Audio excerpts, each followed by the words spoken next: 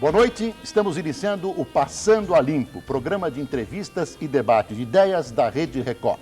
Hoje eu estou aqui na Biblioteca do Palácio da Alvorada, em Brasília, para entrevistar ao vivo o presidente Fernando Henrique Cardoso. Presidente, muito obrigado por ter aceitado o nosso convite e nos convidado para vir ao Palácio da Alvorada. Daqui a pouco nós vamos conversar e o senhor vai receber uma penca de perguntas dos nossos telespectadores. Bom. Você pode participar do Passando a Limpo enviando perguntas curtas, por favor, através do telefone, fax ou correio eletrônico. Tome nota, o prefixo de Brasília é 061 e os telefones são os seguintes: 322-1367, 322-1369 e 322-1372. Os números de fax, também com prefixo 061, são 322-1623, 322-1624 e 322-1497. E o correio eletrônico é passandoalimpo@rederecord.com.br. Presidente, a curiosidade do Brasil hoje é sobre a pesquisa do Datafolha, que mostra que o candidato Luiz Inácio Lula da Silva se aproxima a praticamente um empate técnico com o candidato Fernando Henrique Cardoso. Como é que o senhor analisa o resultado dessa pesquisa? Bom, Boris, você sabe que eu nunca, nada agora, eu jamais comentei pesquisa. Tanto bem, tanto mal.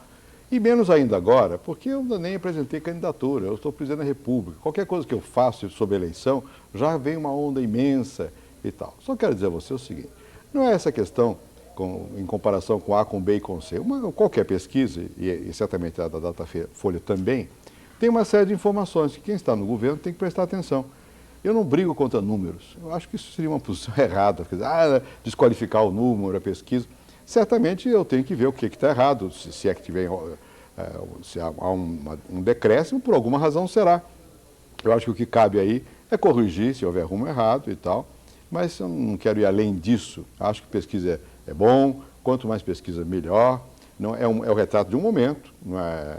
Eu nunca, quando os resultados foram diferentes desses, eu nunca disse diferente do que estou dizendo a você agora, e direi isso o tempo todo, e se for candidato mesmo, quando for declarado, claro que eu vou aí discutir com mais pormenor.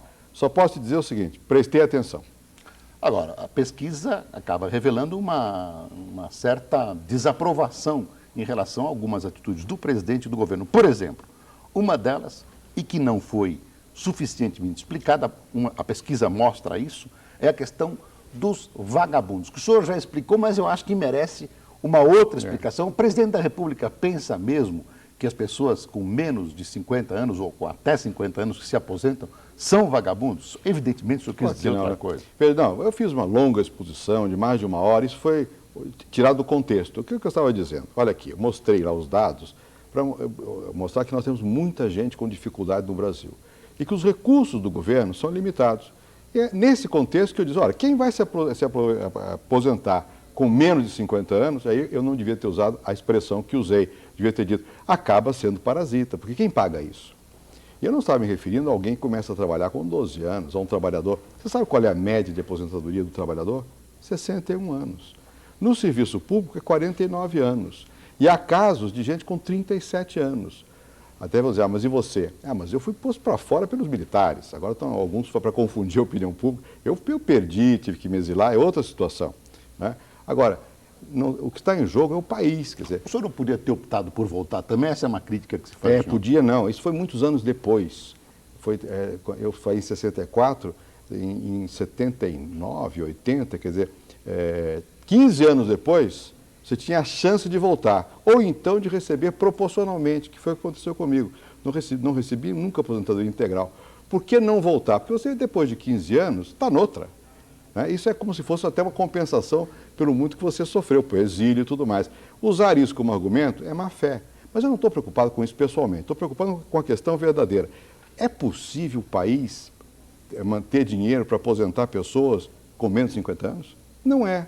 Vou lhe dar alguma informação que eu acho que convém que o povo brasileiro perceba por que não é. Nós, esse ano, por exemplo, o Tesouro Nacional vai recolher 180 bilhões de reais. Desses, 30 bilhões são transferidos aos estados e municípios, automaticamente. Sobram, portanto, um pouco menos de 150. Desses, cada 2 unidades em 3 vão para pessoal.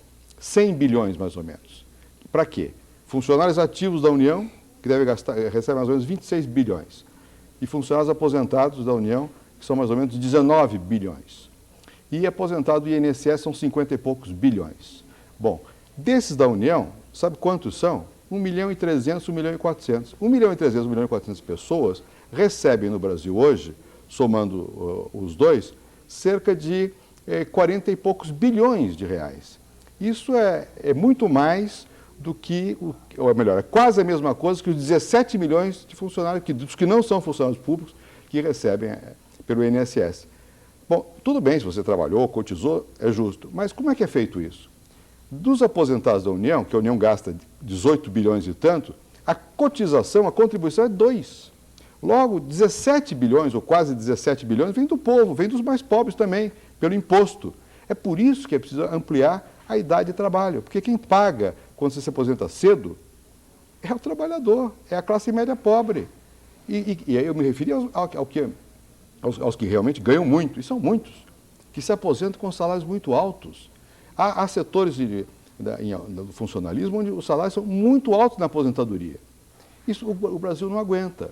Era um grito pela democracia, para atender o mais pobre. Eu estava falando, chamando a atenção do país pela igualdade. E quiseram ler o contrário, paciência. Mas eu nunca, evidentemente, não vou imaginar que uma pessoa que trabalhou a vida toda é vagabundo. Presidente, claro se as coisas são tão claras, e são. Quer dizer, são tão claras, por que essa dificuldade em aprovar a reforma no Congresso? É a eleição? Olha, primeiro é a oposição. A oposição atrapalhou tudo. E eu fico isso que me deixa um pouco perplexo. A oposição, às vezes, fala em nome do povo, mas está votando medidas que defendem os privilégios. Na prática, defendeu tudo que é privilégio. E quando você propõe uma medida, por exemplo, aumentar o salário de professor, plano de valorização do professor, votaram contra. Por quê? Porque querem atrapalhar o governo. E, às vezes, até personalizam, querem atrapalhar a mim, como se eu estivesse em jogo. Está em jogo o país. Primeiro, a oposição. Segundo, é a falta de consciência dos dados, dos números, da gravidade da situação. E terceiro, é que tem setores também que gostam de estar o tempo todo discutindo com o governo para, digamos, só voto isso se eu conseguir não sei o quê. Esse não sei o quê não é ilegítimo muitas vezes, na maioria das vezes. Mas não precisa. Eu acho que num caso como o da Previdência, devia ser uma coisa feita com consenso, para não deixar estourar o sistema. Né? Agora, nessa reforma, os que já são aposentados não vão ter nada, ninguém vai mexer nas aposentadorias. Nada, é zero. Né? E mesmo agora o que foi aprovado, precisa de um segundo turno ainda, é que os que estão no serviço público, se for mulher, poderão se aposentar com 48 anos e os homens com 53. Quer dizer, isso no mundo todo de hoje já é uma anomalia, porque o ideal da vida não é trabalhar menos, é trabalhar mais. Você, quando deixa de trabalhar, você perde vitalidade. Agora, você tem que ter dinheiro. Por que as pessoas querem se aposentar no Brasil? Sobretudo os mais pobres. Aí eu acho que é justo. É porque ganham pouco. Então, se aposenta não é para não trabalhar, é para poder ter outro emprego. Mas as coisas acabam uma atrapalhando a outra. Você não consegue aumentar os salários, porque você tem um peso muito grande das aposentadorias. Então, nós temos que corrigir isso. O que eu quero é corrigir. E corrigir com tranquilidade, não fazendo perseguições, agora, cortando privilégio. A luta para cortar privilégio é muito dura no Brasil. Presidente, quando o senhor fala dessas relações com o Congresso e troca isso por aquilo, que eu chamo de toma lá da cá, e o senhor fala que são algumas exigências ou pedidos legítimos. Nem sempre. É isso? Né? Nem sempre. Esse nem sempre que é essa dificuldade de asepsia das relações. Exatamente. Quando é o nem sempre, não se aceita. Né? Agora, quando é o nem sempre, não se aceita. Quando é uma coisa que não é legítima, não se pode aceitar. Você sabe como é que é nos Estados Unidos? Nos Estados Unidos, depois que os deputados votam, tem 2 horas para mudar o voto. E aí faz o que aqui se chama de barganha. Só que ela é posta na mesa. Eu acho que isso devia ser sabido. Muitas vezes eu vejo aqui uma gritaria, porque liberou uma emenda de um deputado. Mas que emenda é essa? Se foi aprovada, se é para fazer uma escola ou para fazer uma ponte naquela região, está dentro de um plano geral, não está errado. Agora, se for para beneficiar uma empreiteira, se for para beneficiar a ele ou a família, está errado. Né? Então tem que separar isso. Isso, no fundo, no Brasil, é uma questão de tempo. Nós estamos acabando. Veja, no Ministério da Saúde, agora o Serra, então, está indo duro nas nomeações políticas. Né? Nós estamos cortando. No Ministério da Educação, cortamos muito. Né? Política não quer dizer que um político não possa influir. O que não pode é botar alguém que não seja competente e vai lá para tirar vantagem, seja material, seja de voto. Isso está errado. Na verdade, há uma cultura política no Brasil onde os limites não são guardados. Isso. E a luta nossa permanente qual é? É de manter no limite. A luta permanente do governo é manter no limite. Nunca o governo pediu alguma coisa que não fosse a favor do país. Eu quero que você vote a Previdência porque ela é boa para o Brasil, eu quero que vote a reforma administrativa, eu quero que vote a Lei de Diretriz e Base de Educação. E às vezes, isso aí eu não aceito. Para votar uma coisa dessa natureza, as pessoas querem uma nomeação para de gente não competente. Aí não dá para fazer. O senhor acha que a sua base parlamentar é estável? Não, se fosse estável eu estava tranquilo. Claro que não é estável. Ela é variável, não é? Eu disse uma vez ao presidente Clinton, que é uma coisa que eu gosto de repetir, porque explica bem isso. Ele disse, olha, presidente, o senhor aí nos Estados Unidos tem uma maioria organizada contra o senhor. Eu tenho uma maioria desorganizada a meu favor. Aliás, essa maioria organizada contra ele, nas questões nacionais, vota a favor do país. Junto. Esse é que é o ponto. Essa é a diferença. E é isso aqui que eu fico, às vezes, até... não digo, eu sou calmo, nunca fico angustiado propriamente, mas às vezes irritado. E aí me irrito com dois setores. Com a oposição, quando a oposição está defendendo uma coisa que é contra o país só para chatear o governo ou a mim. E contra o meu próprio partido, que na verdade está cada vez mais afinado e votando melhor. E contra aqueles que realmente, por razões indefensáveis, atrapalham o país. Aí não dá, tem que ficar contra mesmo. Presidente, nós vamos fazer um intervalo agora e eu volto daqui a pouco com o presidente Fernando Henrique Cardoso. Até já.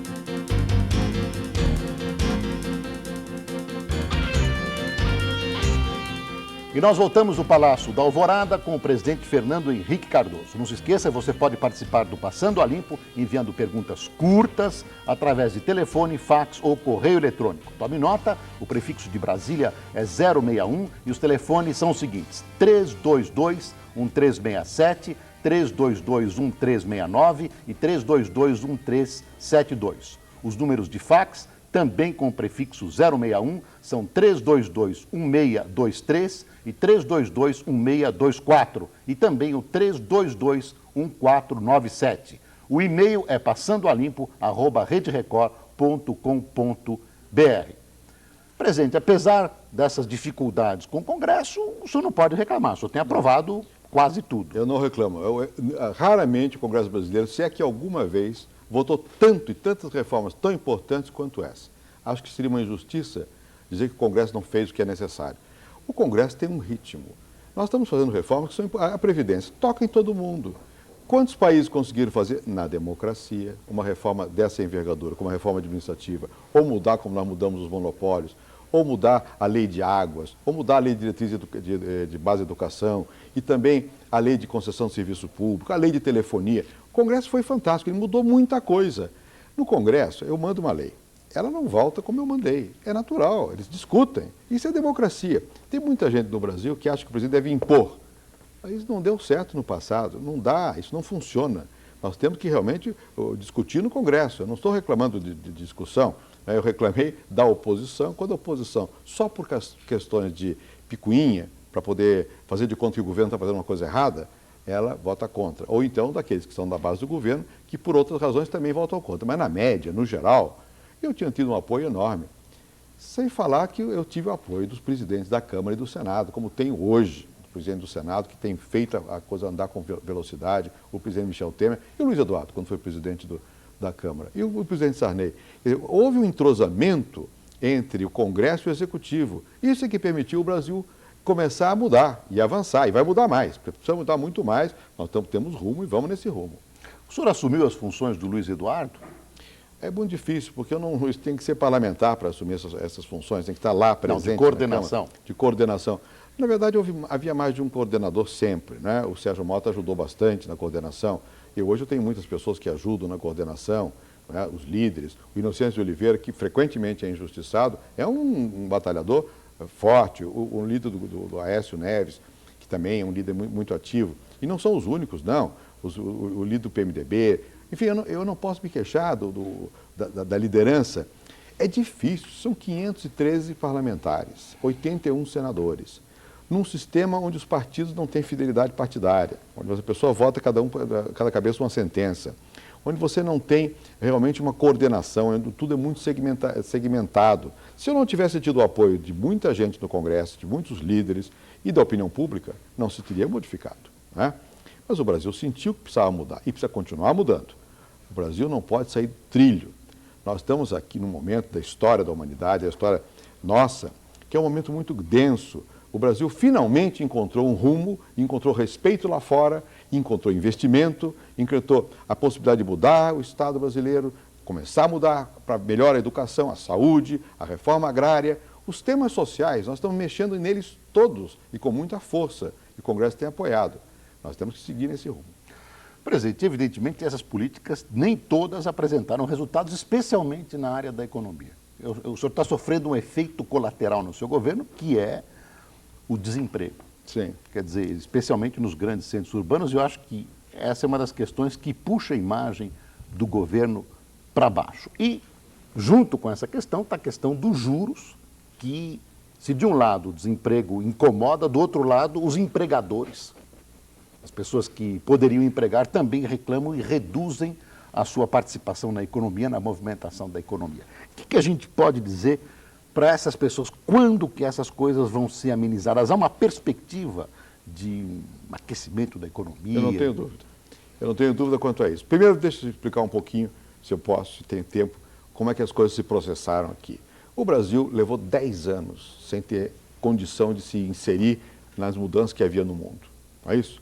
Ele começou a despertar na década de 90 e 92 começou a crescer em 93. Há 5 anos que nós estamos crescendo. Isso é importante. Desde os anos 70 que não se crescia continuadamente. Agora, há 5 anos nós estamos crescendo, um crescimento que não é o que nós queremos, mas está crescendo a economia. Bem, quando chegou em 94, em dezembro, logo depois nós lançamos o real, o que aconteceu? Crise no México. Essa crise repercutiu aqui. Fevereiro e março subimos a taxa de juros no Brasil para poder salvar a estabilização da moeda, sem a qual não há investimento, não há emprego, não há nada. Há inflação de novo. Levamos o ano acertando. Crise bancária. Proer salvou, não o banco, o depositante. O Japão está tentando fazer igual agora. Todo mundo está vendo que era necessário. 96, aprumamos. Até 97. Outubro, crise da Indonésia, crise da Coreia, crise até no Japão. O Brasil tomou medidas muito enérgicas. Levantou a taxa de juros para 42%. Olha, a Rússia agora subiu muito mais. Se não tivesse feito isso, o Brasil, nós estaríamos como estão esses outros países, na pior. Mandei o ministro Sardenberg dar uma espiada lá, ele 3, 4, 5 anos vão levar de recessão. Nós não estamos em recessão. Este ano nós vamos continuar crescendo. No início do ano passado, se dizia, não vai crescer. Vai crescer, a economia vai crescer, pelo menos uns 2%, eu acredito que cresça. Ou seja, não é recessão. E a taxa de juros hoje é igual ao que era em outubro, quase igual. Vai continuar baixando. Por que ela não baixa mais? Porque eu não quero? Imagina, é o que eu mais quero. É porque isso não depende da gente querer, depende do mercado. De duas coisas, eu preciso ter recursos que vêm de fora, e se a taxa de juros cai muito, eles não vêm, e eu preciso não depender tanto do mercado financeiro para financiar essa dívida do Estado, que nos números que eu dei há pouco, eu não falei da dívida, que ela, como é que ela é paga? Com novos títulos. E se a economia tem alguns problemas, as pessoas param de comprar os títulos, tem uma crise grave. Então a taxa de juros depende desses fatores. Por isso que eu preciso da reforma, para que a taxa de juros possa baixar. Por isso que eu preciso aumentar a exportação. Estamos aumentando as exportações dos industrializados. Estão crescendo a 16% os produtos industrializados. Diziam os da fracassomania, os agorentos, que pensam que tudo vai dar errado, que não era possível. Estamos exportando. Isso já nos deu...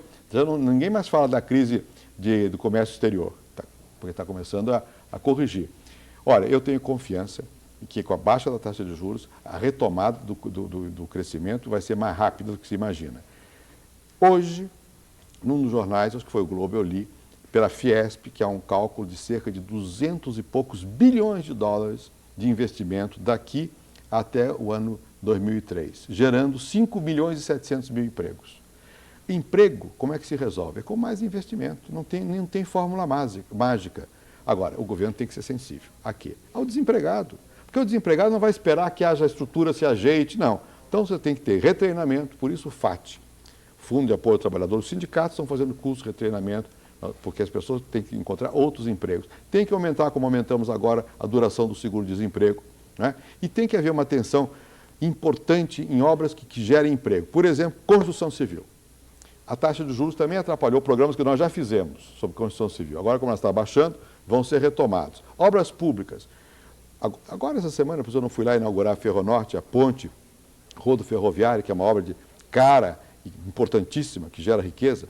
Nós não temos 50 e poucas obras importantes no Brasil em ação. Não estamos fazendo no Nordeste uma enorme quantidade de açudes e etc., de portos, de estradas, para dar mão de obra, para dar emprego, mais emprego.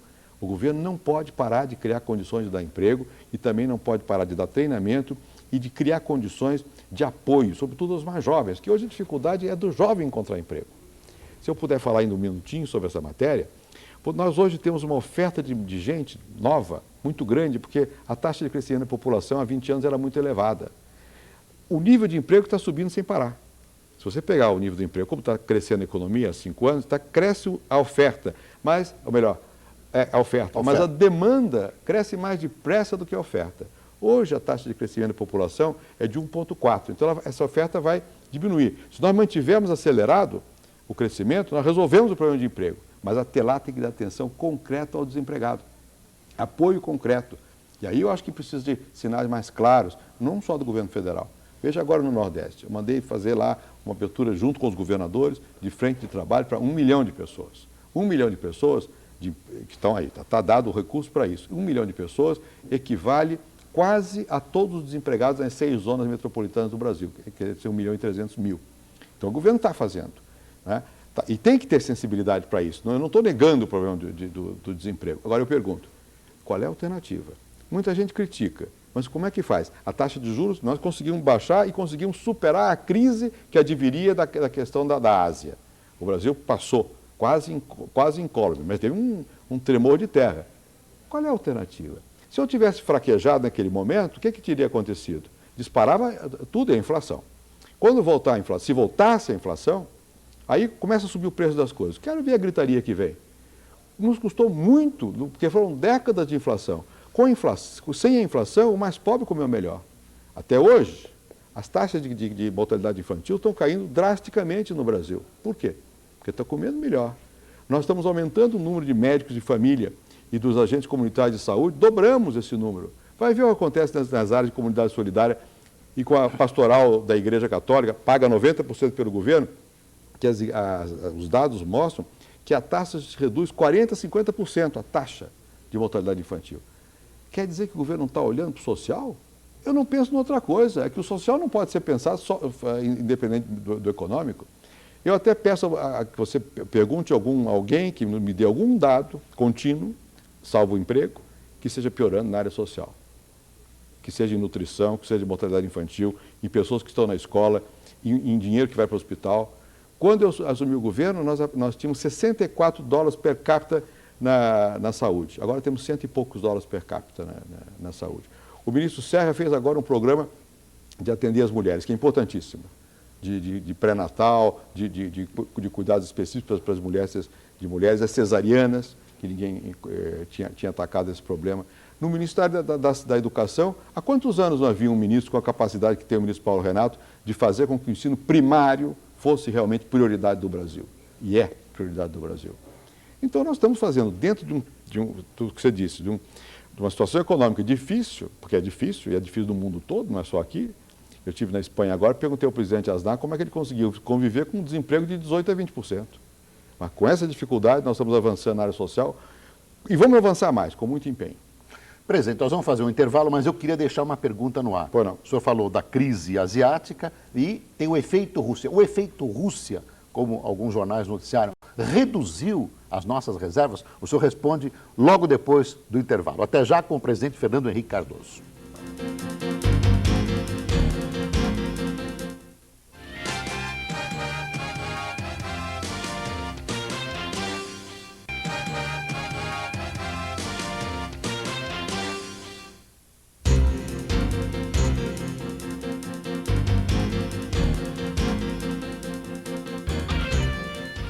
E voltamos do Palácio da Alvorada, hoje entrevistando no Passando a Limpo o presidente Fernando Henrique Cardoso. Você pode participar do Passando a Limpo por telefone, fax ou correio eletrônico. O prefixo de Brasília é 061 e os telefones são os seguintes: 322-1367, 322-1369 e 322-1372. Fax, prefixo 061, 322-1623, 322-1624 e 322-1497. E o e-mail é passandoalimpo@rederecord.com.br. Presidente, eu deixei no ar a pergunta sobre o efeito Rússia e o efeito do efeito Rússia sobre as nossas reservas. Bem, veja, as nossas reservas estão muito elevadas, elas estão acima de 74 bilhões de dólares. Diga de passagem, quando eu assumi o governo eram 18 por aí. Você imagina o que significa isso. Nunca o Brasil teve tanta reserva como tem hoje. Então, eu acho que essa questão da reserva não é o problema que nos preocupa nesse momento. A Rússia tem uma situação que ela tem 18 ou 12 bilhões, é muito menos, né? E é outra situação. A Rússia tem problemas que eu não quero entrar em detalhes, até mesmo de organização do sistema de coleta de impostos, é outra situação, né? O Brasil é um país que está hoje organizado. Eu não creio que haja esse efeito. Às vezes é uma especulação na Bolsa, porque as pessoas soltam aí os boatos, né? Mas essa queda houve ou não houve? Na Bolsa? Não, essa queda das reservas. Não, que eu saiba pode ter havido 1 bilhão, mas isso é coisa normal. Eu não sei, eu não acompanho no dia a dia. Agora, certamente você não pode projetar isso para... Outro dia eu vi num jornal, o Brasil vai perder até o fim do ano 15 bilhões. Isso é puro chute. Eu vou fazer tudo para não perder. Mas nós temos umas reservas, digamos, num nível confortável. Alguns já dizem, bom, mas até pode diminuir um pouco, que diminuir também é verdade. Diminui a emissão de títulos aqui, melhora certos aspectos fiscais, também é verdade. Mas as reservas estão razoavelmente bem. Nós temos um programa de privatização que é bom e um programa de investimento, como eu disse, eu dei alguns dados agora, da Fiesp, muito forte. Sem falar em petróleo. Petróleo vai ter um investimento muito grande. E na parte de telefonia, onde realmente aí é enorme a quantidade de recursos. Então, deste ângulo, eu acho que nós estamos com rumo, né? E temos confiança. É importante que não se perca confiança no Brasil, para os próprios brasileiros, autoestima. Nós temos que acreditar mais em nós. Por isso que eu sou tão contra a fracassomania, porque não dá certo. Nós temos horizonte, nós sabemos o que estamos fazendo, nós temos dificuldades, mas também temos condições de enfrentar as dificuldades. Então, o que é feito Rússia, eu acho que vai ficar lá pela Rússia mesmo. Presidente, o senhor uma vez disse que, surpreendentemente para mim, o senhor achava fácil governar o Brasil. O senhor ainda acha fácil governar o Brasil? Veja em termos comparativos o que aconteceu em outubro aqui. Em que país teria sido possível o presidente que estava no exterior, que eu estava na Ilha Margarita, quando percebe que a situação está complicada, vem aqui, toma medidas rápidas, tem apoio de toda a equipe técnica, em seguida tem apoio da sociedade, em seguida do Congresso. E em dezembro está tudo aquilo aprovado. Então eu acho que o Brasil, comparativamente, as pessoas ainda se tocam pelo país. Não é? Eu exerço a presidência com alegria. Não pela razão que às vezes diz que eu gosto do poder, que eu quero ficar eterno, nada disso. De vez em quando o senhor se irrita um pouquinho. Às vezes, quem não? Eu sou humano, né? Mas sobretudo quando eu leio no jornal, coisas que eu nunca disse, que atribuem a mim. Não é o jornal que atribui, outros atribuem e lá vai. Mas não importa. Isso são detalhes. No geral, eu tenho gosto, porque eu acredito no Brasil. Olha, eu disse que eu fui lá outro dia a Mato Grosso. Né? Eu viajo muito, né? Pelo interior, sempre viajei. Agora fico... E no Brasil, muito mais do que no exterior. No Brasil, mas eu conheço bem o Brasil, conheço muito bem. Agora eu estive em Aparecida e fui a Guaratinguetá. Tomei o helicóptero com o prefeito de Guaratinguetá e com o vice-governador Geraldo Alckmin, porque o Mário Covas está doente e não pôde ir. Muito bem. Perguntando a situação. O Vale do Paraíba está cheio de indústria. O desenvolvimento industrial da região do Vale do Paraíba é extraordinário. Né? Bom, mesma coisa vai para o eixo de Campinas, para o eixo de Ribeirão Preto, São José do Rio Preto. Agora, vá ao Rio Grande do Sul, vá a Gravataí.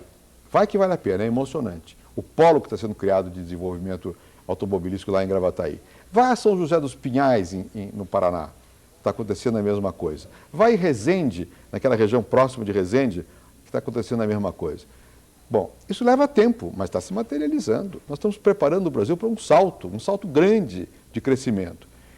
Esquece essa região que eu mencionei. Vamos para outros. Vá a Mato Grosso. Não só do Sul. Do Sul tem só o gasoduto, já vai ser um salto bastante importante que vai estar lá. Fizemos, eu nem sabia, nós tínhamos uma ponte entre Mato Grosso e São Paulo. Fizemos 5 neste governo. Fizemos uma ligando o Rio Grande do Sul, que era histórica, à Argentina.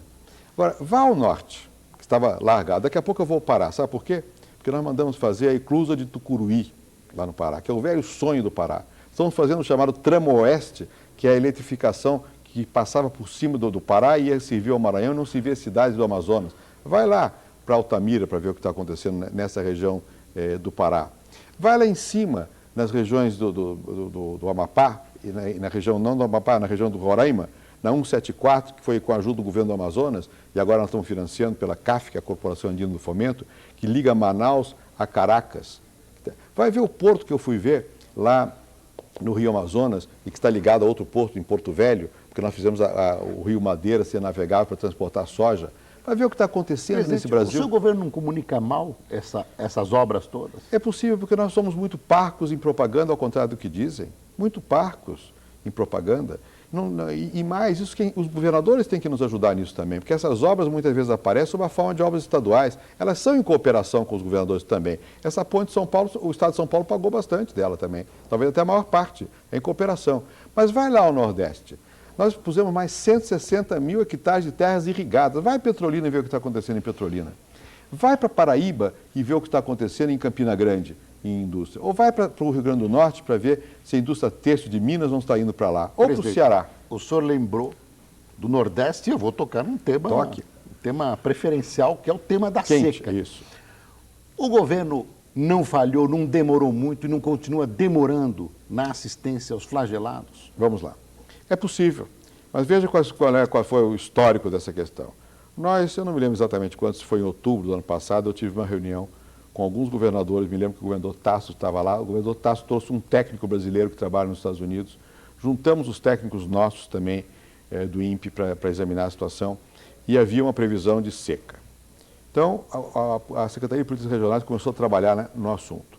Quando chegou em dezembro, a previsão era outra, na mesma base técnica. É que provavelmente a seca ia mais para cima, como foi, pegou mais a zona amazônica. Lá no Alto Rio Negro tem pouca água hoje, coisa rara. Toda a região do Amapá, Roraima, está bastante seca. Não haveria inundações tão fortes no Brasil, aliás, não houve. Haveria na Argentina, aliás, houve. Mas que no Nordeste seriam micro-regiões as atingidas. Só que quando chegou em março, sabe o dia de São José, que é 19 de março, não choveu. Por que o dia de São José é importante? É o dia do equinócio, muda. Então, se não choveu ali, é difícil que chova mais.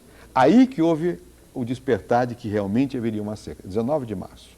Bem, aí começou a haver uma certa movimentação ao redor. O que significa quando não planta em março? Que não colhe em junho. Quer dizer, o que o Brasil está assustado, eu também, não é só a seca, é a pobreza. É que, de repente, como nós hoje temos um meio de comunicação global, se o Brasil descobre o Brasil mais próspero, descobre que tem pobreza, que ele pensou que nunca existisse. Ela é secular, é uma vergonha ter essa pobreza. Eu não a fiz, pelo contrário, o real diminuiu a pobreza, diminuiu bastante. Isso vem de décadas passadas. O problema não é a seca, é a miséria. Bom, então, quando o Brasil descobriu isso, levou um susto. Bem, as frentes de trabalho estão se organizando. A distribuição de cestas já está feita. Isso, os nordestinos não gostam da cesta básica. Eles querem emprego, e tem razão. E nós estamos fazendo não só emprego, mas lá no Ceará, 20 mil pessoas estão sendo treinadas no Comunidade Solidária para dar instrução, para tirar o analfabetismo. Estamos fazendo curso de capacitação, isso é novo. Isso depende do entrosamento dos governadores, do prefeito e do governo federal. Porque o governo federal não dispõe de nenhum funcionário no interior, no Nordeste. Nenhum, não tem. No município não existe, não é da esfera federal. O que é da esfera federal? É dar recurso em cooperação e fazer obras. Sabe o que nós fizemos em matéria de obras hídricas? Nós aumentamos a quantidade de água armazenada, mas enormemente. Só o açude do Castanhão, que não ficou pronto, e não ficou pronto porque houve uma ação feita pelos ambientalistas, apoiados também pelo MST e outros grupos mais que queriam atrapalhar o governo Tasso, que atrapalhou muito tempo a obra. Só o Castanhão é 3 vezes Oroz. É governo federal com governo estadual. Eu posso dizer a você, em cada estado, as obras que nós estamos fazendo. Eu já disse outro dia, não vou repetir, mas o Curema Mãe d'Águas, lá na Paraíba. Temos 2 ou 3 redutoras em Alagoas. Então, por que há ainda a seca? Primeiro que a seca vai continuar, porque há seca. Segundo que estas obras não vão resolver o problema que mora lá, da pessoa que mora no campo. Por quê? No Nordeste, a densidade de população é uma pessoa por 10 quilômetros quadrados. Então, passa a adutora, mas você não vai chegar com a água lá. A adutora é boa para a cidade e também onde puder irrigar. Você pode irrigar um 3% do Nordeste, não mais. Então, esses problemas são difíceis, porque quando a pessoa, eu vi, e não é da agora, eu vi muitas vezes, eu vi a seca em 93, quando eu era ministro, eu vi 2 vezes, já fui agora no interior. Se você tivesse recurso, se a pessoa tem recurso, o que ela faz? Ela pode guardar a comida para o gado, pelo menos. Né? Quando não tem recurso, nem isso acontece. Então, você tem que atender. Nessa hora, você tem que atender mesmo. É o que nós estamos fazendo. Hoje, não foi ontem, não. Hoje, telefonei para o Sérgio Moreira, que é o superintendente da Sudene, para saber como é que estão as coisas lá. E ele me disse que já todas as comissões estão organizadas. Vai ser perfeito? Não vai. Agora, o governo federal é culpado? Também não. Não estou querendo tirar, é responsável, tem que atuar. Poderia ter atuado um pouco antes, talvez, mas nós fizemos um esforço para recuperar o tempo perdido. Não dá para ter fome mais no Brasil. O Brasil não pode ter fome mais, porque tem comida. Tem comida. O problema é de distribuir a comida, chegar lá. E, portanto, é responsabilidade nossa. Nossa, não sou eu só, não. É de todos. Presidente, há pessoas que acham que o governo tem uma atitude extremamente prudente, para dizer o menos, com o MST, saques e invasões. Tá. O que o senhor pode dizer a esse respeito? Pode dizer o seguinte, eu durante muito tempo quis negociar com o MST, negociar no bom sentido, conversar com o MST, recebi. Até que percebi que não adiantava. Porque eles vêm com uma pauta de reivindicações e o que eles querem não é que você atenda a reivindicação, é fazer mais reivindicações para criar uma situação de mobilização permanente. Porque tem outros objetivos políticos. Nunca nenhum governo assentou tantas famílias na terra quanto este governo. No fim deste ano, nós teremos assentado 300 mil famílias. Isso é mais do que tudo na história do Brasil. Tudo que já foi feito, tudo que já foi feito somado na história do Brasil é menos do que nós estamos fazendo. E idem, diga-se, para a terra indígena, demarcação de terra indígena. Nunca nenhum governo demarcou tanta terra indígena quanto o meu governo. Nunca ninguém assentou tanto quanto esse governo. Mais ainda, nós damos assistência, não é perfeita. Nada é perfeito. As burocracias são ruins, o governo às vezes é lento, eu posso ter perdido tempo, tudo, não estou negando nada disso. Agora, estamos fazendo mais que os outros governos. Também não quero acusar nenhum outro governo, não. São outras condições. Muito bem. Nós mudamos a questão, temos o Procera. Quem é assentado recebe dinheiro para fazer a casa e dificilmente paga. A volta é quase nenhuma desses recursos. O juro é baixinho, mas tanto faz, porque volta pouco. Não tem condição de pagar. E usa um pedacinho para fazer as invasões. E usa um pedacinho para fazer invasões. Bem, até que você percebe o seguinte, muito bem, tem a pessoa que precisa de terra, mas tem quem está usando isso.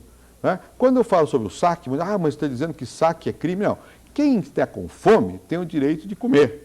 Mas e quem não está com fome, está organizando um saque e telefona para a televisão, avisa que vai fazer o saque, é filmado, a polícia não é informada, faz o saque, vitima o pobre infeliz que é o dono de uma vendinha que está lá, ou então assalta um depósito de merenda escolar, ou vai atrapalhar os depósitos da Conab, ou assalta um caminhão. Na sua opinião, com que objetivos? De propaganda política. Criar caso para dizer que o governo não trabalha, para dizer que o drama é enorme, propaganda política, porque isso não está ajudando. Se o governo não estivesse se organizando, aberto, pedindo a colaboração de todos, eu não quero nem generalizar para o MST. Eu não creio que seja todo o MST que faça isso. Deve ser alguns setores, que não é possível que todos sejam assim, então, irresponsáveis de usar. É a nova indústria da seca. No passado, a indústria da seca era dos coronéis, dos políticos locais. Agora, é essa exploração, sensacionalismo, usar a mídia para fazer propaganda, né? Para com que fins? Pode ter até um fim de imaginar que quer comunismo no Brasil, tudo bem, mas na prática estão utilizando métodos que os antigos revolucionários não aceitavam, porque estão desorganizando e atingindo o interesse do pobre. Então você diz, por que eu mudei, portanto, de concepção? No início eu achava que o MST, realmente, no seu conjunto, poderia, porque eu tenho boa vontade, eu queria resolver o problema, como estamos tentando. E poderíamos ir muito mais depressa se eles tivessem tido uma... Não é para me apoiar, não é isso. Apoiar a reforma agrária, apoiar quem está precisando. Mas quando eu percebi, como percebo agora, que isso tudo é propaganda, eu acho o seguinte, não é condenar quem saqueou, é quem está organizando o saque. Mas o pior é quem está telefonando para a mídia para chamar a atenção, porque isso é pura propaganda. Não é? Isso é crime. Agora, você diz, o que faz? Eu não posso botar o Exército. Outro dia foi o Exército por uma outra razão, para defender o transporte. para dar de alimentos. Mas isso não é função da polícia? É função da polícia. Veja que a polícia da Bahia agora não está permitindo que o MST invada a Bahia. Veja, invada a Bahia, olha que expressão dura. Porque eles estão com essa concepção quase guerrilheira de movimentação. Há polícias que têm que ser mais... Não é só a polícia, não. Os promotores públicos também têm que atuar. Atuar contra mim, atuam todos os dias, o Ministério Público. E eu acho que está certo. Desde que, até crimes que eu não cometi nunca. Por exemplo, essa coisa eleitoral que é ridícula. Mas, de qualquer maneira, tem que atuar. Não pode deixar que a autoridade se corroa. A responsabilidade imediata disso é local. Os governadores, o ministro da Justiça mandou uma carta ao secretário de Segurança, se reuniu com o secretário de Segurança. Os governadores têm que atuar nessa matéria, não pode permitir isso. Não é o Exército quem tem que fazer isso. O Exército não é treinado para evitar distúrbio, o Exército é treinado para a guerra. O Exército mata, e eu não quero matar ninguém. Aliás, pode ser que alguém queira cadáver, mas não eu não acho, eu respeito o ser humano. Eu acho que a polícia também não tem que ser violenta, não, tem que ser preventiva. Mas tem que estar ali, tem que estar ativa. Nós estamos passando do limite, isso põe em risco a autoridade e a democracia. E o pior é que dá a impressão que é o presidente da República. Não cabe ao presidente da República, cabe à autoridade local atuar nessa matéria. E eu tenho cobrado a atuação nessa matéria, não são todos. O governador Tasso atuou fortemente num dado momento, o governador Brito também atuou. Mas eu não diria, a Bahia está atuando, mas eu não diria que todos estão com a energia necessária para fazer respeitar a lei. Porque isso é, no mínimo, um assalto à lei e à legalidade. Eu não concordo com isso. Agora, quero dizer, isso não tem nada a ver com, digamos, objetivos nobres do MST. Esses eu compartilho. Por isso que eu queria o diálogo, por isso que eu tenho uma certa ambiguidade, porque eu acho que no MST há de tudo. Há gente que pensa genuinamente em melhorar, e há gente que tem uma visão, aspas, pseudo-revolucionária, e que faz essa desordem, e pensa que estão num país onde não haja democracia, onde não há democracia, e que, portanto, tem que usar a violência para chamar a atenção da mídia. Isso é um escândalo, tem que ser desmascarado. Presidente, eu vou pedir licença, vamos fazer mais um intervalo e voltamos daqui a pouco, já com as perguntas do telespectador, para o presidente Fernando Henrique Cardoso. Até já.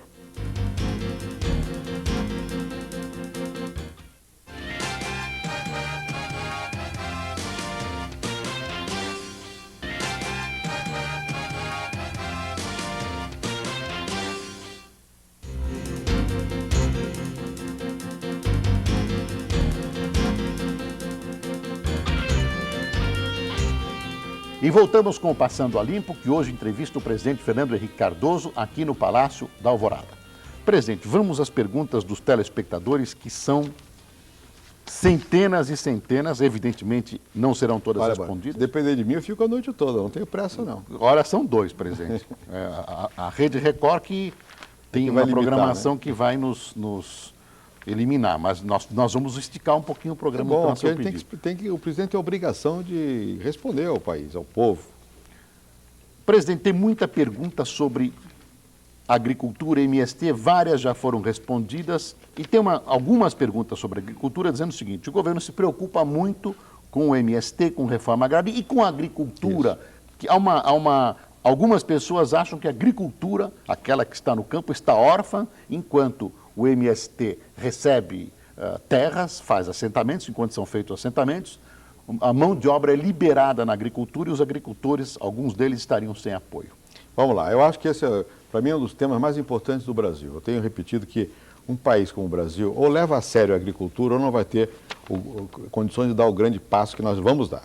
Eu levo a sério a agricultura. Tanto assim que quando eu assumi o governo, a agricultura estava numa situação, no início parecia fantástica, depois uma crise brutal, porque foi a questão do reajuste, da questão do real, dívidas, e nós fizemos a renegociação da dívida, levou um tempo enorme, mas fizemos. Hoje nós renegociamos 7 bilhões de dólares, de reais, da dívida da agricultura, e fomos resolvendo essa questão. E fomos repondo o financiamento agrícola. Agora repusemos para as cooperativas que tinham ficado à margem. Estamos dando recursos para as cooperativas com taxas de juros moderadas. Nunca a que a gente deseja, sempre um pouco mais, mas em comparação com as taxas normais, mais razoáveis. Fizemos a 63 caipira, que é para poder trazer dinheiro de fora mais barato. E a agricultura reagiu positivamente. O café melhorou sensivelmente no Brasil, a produção grande. A soja teve expansão também.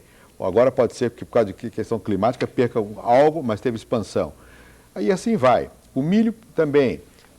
Algodão plantamos e aumentamos muito, houve problemas em certas áreas, às vezes chove, a agricultura é sempre um pouco, a dificuldade existe por causa do clima, mas no conjunto nós tivemos uma safra razoável, não me satisfaz. Por quê? Porque o Brasil pode dobrar essa produção agrícola num prazo de 5 a 10 anos, e nós estamos nos preparando para isso. Vamos agora com o BNDES fazer um novo polo lá em cima, em Roraima, estamos preparando a região amazônica também, nos baixos do Amazonas, enfim, estamos preparando para plantar mais. Mas, de qualquer maneira, o agricultor voltou a plantar. Agora houve um aumento da venda de máquinas agrícolas esse ano agrícola, o que é um dado muito significativo de que as coisas começaram a tomar rumo. Nós ainda temos o arroz, que tinha um problema sério.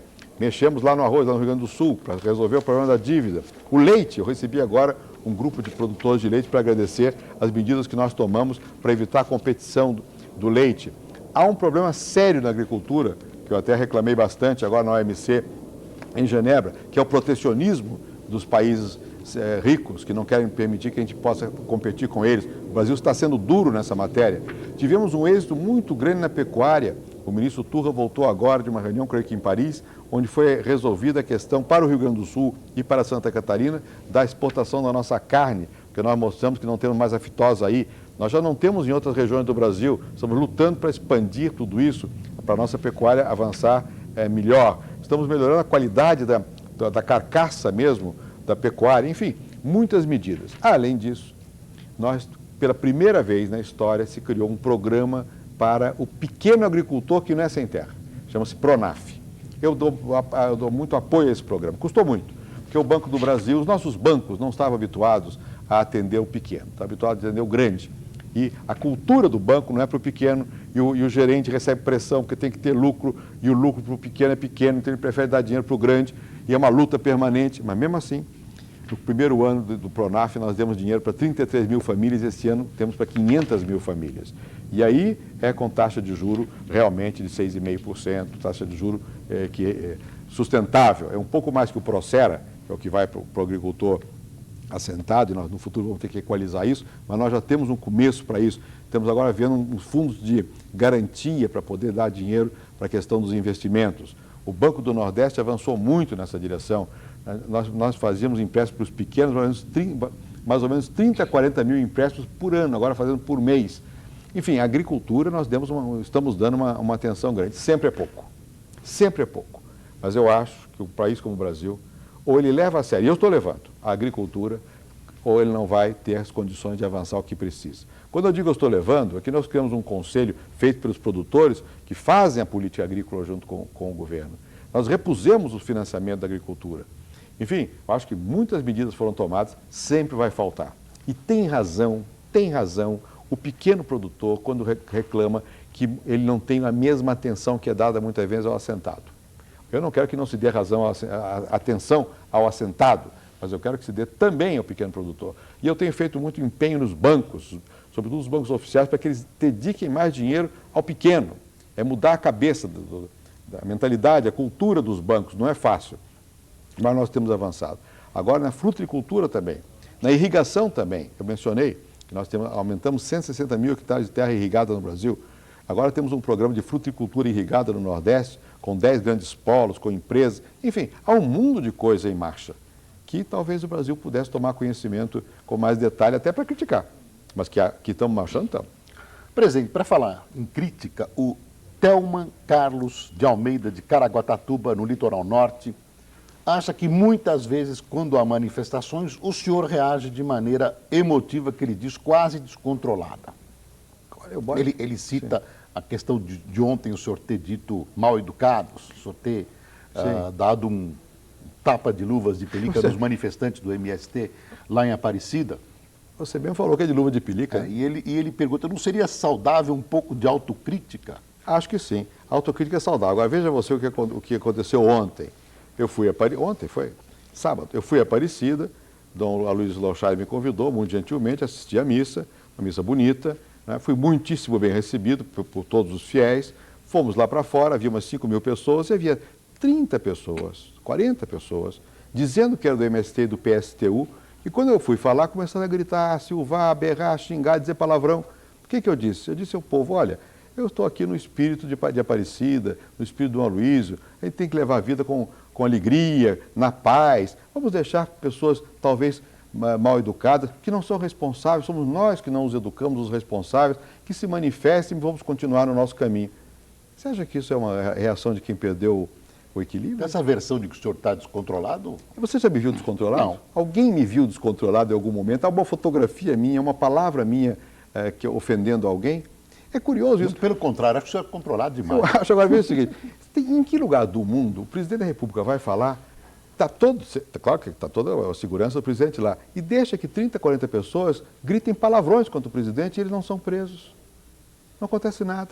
E eles perturbam a festa não é deles, a festa é do Dom Aloysio, a festa católica, fui inaugurar um centro de romeiros, vão lá para gritar palavras de ordem contra mim, políticas. Não é absurdo isso? Eu acho que isso que tinha que ser ressaltado, não é? É falta de respeito. Agora, eu reajo da maneira mais tranquila, eu fiz o discurso do jeito que eu estou falando. Aliás, está gravado, só ver o meu semblante, as coisas que eu disse. Fiz um discurso, enfim, me parece que bastante educado, como eu costumo ser. Então você vê, ao invés de cobrar, que foi realmente uma manifestação imprópria, eu posso ter autocrítica. Autocrítica do quê? Se ele me chama disso, me xinga minha mãe. Qual é a minha autocrítica quando xinga minha mãe?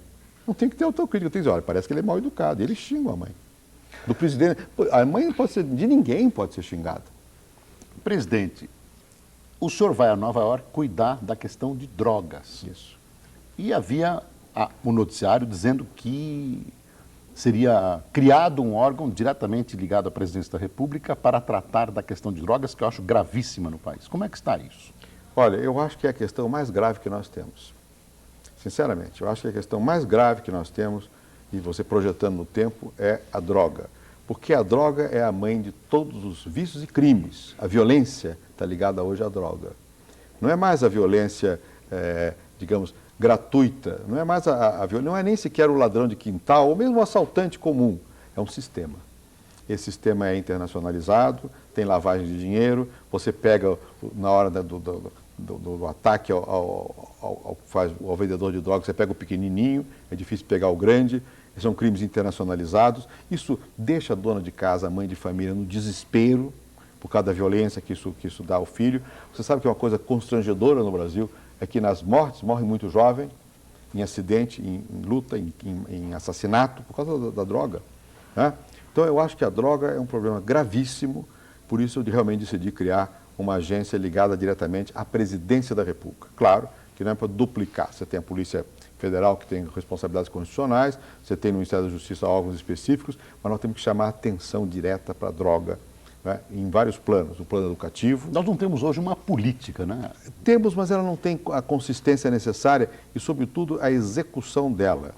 Eu acho que no futuro nós vamos ter que ter realmente gente muito mais especializada nessa matéria e com essa informação, porque para você combater a droga hoje é uma guerra. Não é prender só o traficantezinho que está ali, não. Deve ser preso. Mas é mais do que isso, é você ter a informação do sistema internacional da droga. E aí entra com a lavagem de dinheiro, entra com as armas, começa... Olha, a confusão é muito grande. Eu conversei com o presidente Clinton sobre essa matéria recentemente. Ele disse a mim um pouco o que eu estou dizendo, que a grande guerra hoje não é a guerra militar de um contra o outro, é a guerra de todos contra esse tipo de crime, né?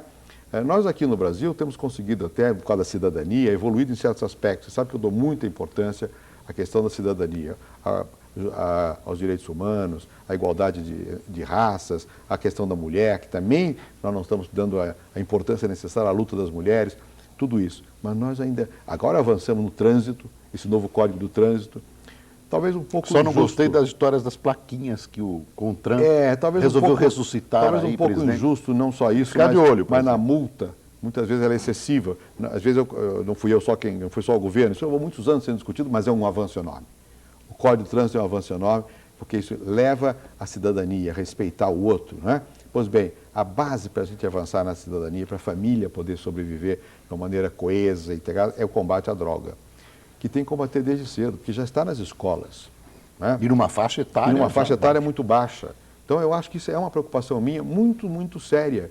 E eu não vejo, por exemplo, que essa preocupação esteja traduzida no nosso debate cotidiano, né? Sensibilizado. Eu vejo, às vezes, até em discussões públicas, em novelas, em filmes, uma coisa de droga como se fosse aceitável, como se fosse uma coisa banal. Então eu vou aos Estados Unidos, nessa reunião que nós temos lá na ONU, na Assembleia Geral da ONU, eu vou no sábado, vou passar o domingo com o presidente Clinton. Então o senhor vai para Camp David? Camp David, vou a Camp David e de lá, de manhã cedo... Qual é o cedo, papo lá, presidente?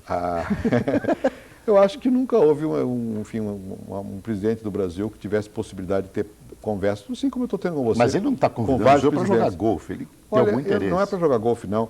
É para discutir as questões do que está ocorrendo no mundo. Eu acho que o Brasil hoje é um país que é levado a sério.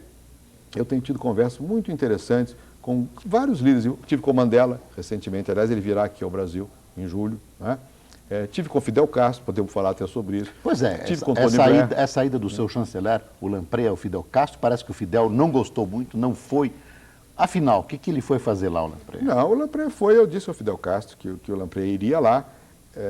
Isso é um gesto, quer dizer, o ministro do Exterior do Brasil vai a Cuba, o Brasil é favorável à reinserção de Cuba no sistema interamericano, o Brasil é contra o bloqueio, contra o embargo a Cuba, o Brasil tem relações, ou tenta ter pelo menos relações econômicas normais, agora o Brasil não pode abdicar de certas bandeiras, direitos humanos, para nós é uma coisa importante.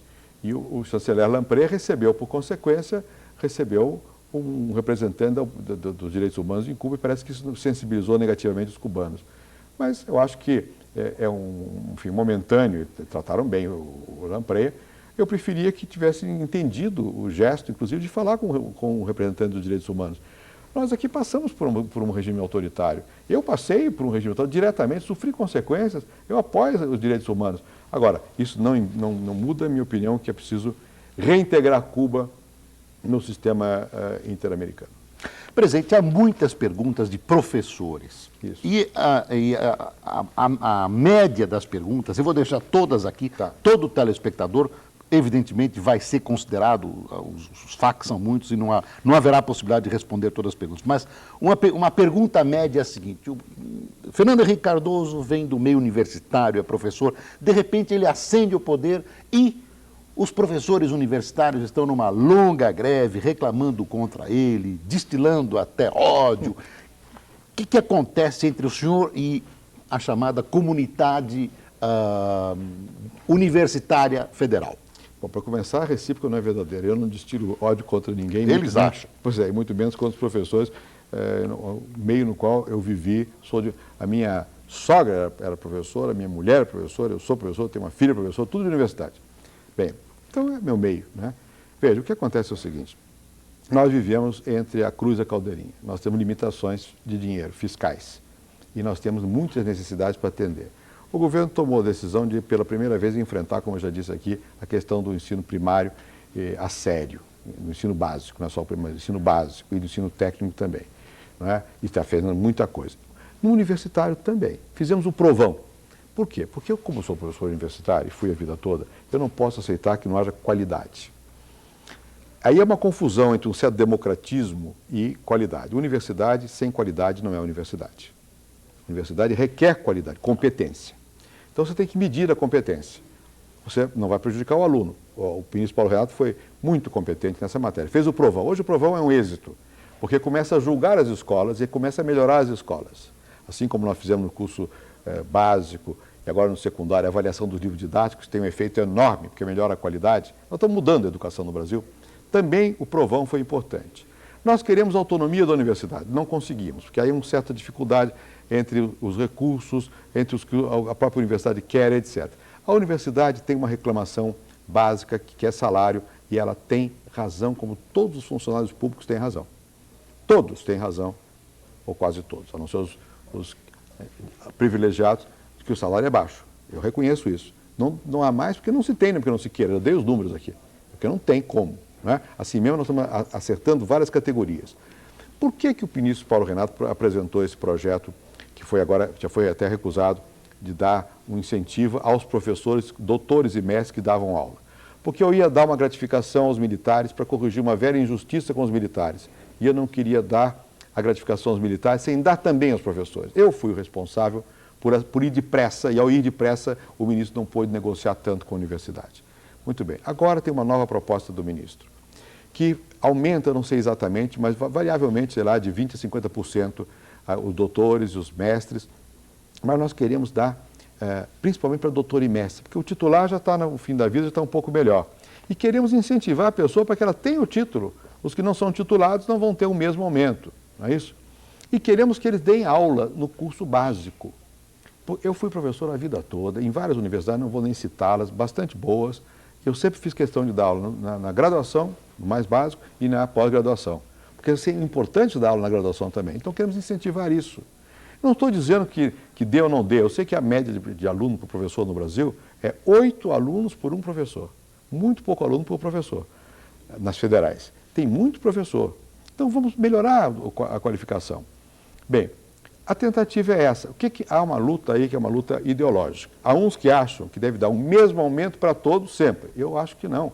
Na universidade, eu acho que tem que dar diferenciado. E até não acho que deva dar mais para os titulares, proporcionalmente. Deve dar mais para quem está no meio da carreira, que quando mais tem gasto de família e precisa gastar, sobretudo para os doutores. Mas por que nós vamos dar sempre homogêneo? Por que dá para quem está dando aula e para quem não está dando aula? Tem que haver uma certa diferenciação. Eu não quero dizer que quem não está dando aula não esteja trabalhando. Eu sei que está trabalhando, ou pode estar trabalhando. Né? Então eu acho que é isso. Aí é uma diferença de filosofia. Eu acho que é preciso dar melhores salários, mas que o salário tem que ser também incentivado para melhorar a qualidade e tem que avaliar o desempenho. E tem um pessoal que acha que não, deve ser tudo igual, tudo para todos, blá, blá, blá, blá, que é para confundir as coisas e botar o governo no corner, porque o governo não tem dinheiro para dar para todos. Aí entra a política também. A maioria dos professores merece o salário, é gente dedicada. Eu acho que falta conversa nossa com eles e deles entre eles, um pouco desarmado, sem ódio, um pouco desarmado. Né? E o Brasil não irá para frente sem universidade, sem pesquisa, sem bolsa. Né? Tudo isso é verdadeiro. Agora, por que não sentar, digamos, a puridade, como diriam os portugueses, sem ódio, com vontade de acertar? Essa é a minha disposição. Estou aberto para isso. Presidente, mais uma vez eu vou pedir licença para fazermos um intervalo e voltar daqui a pouco aqui do Palácio da Alvorada com o presidente Fernando Henrique Cardoso. Até já!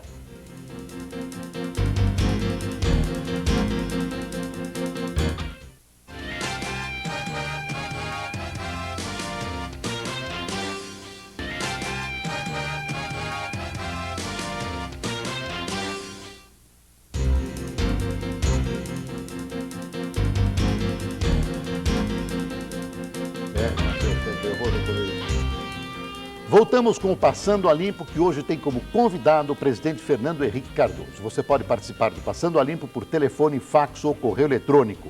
O prefixo de Brasília é 061 e os telefones são os seguintes: 3221367, 3221369 e 3221372.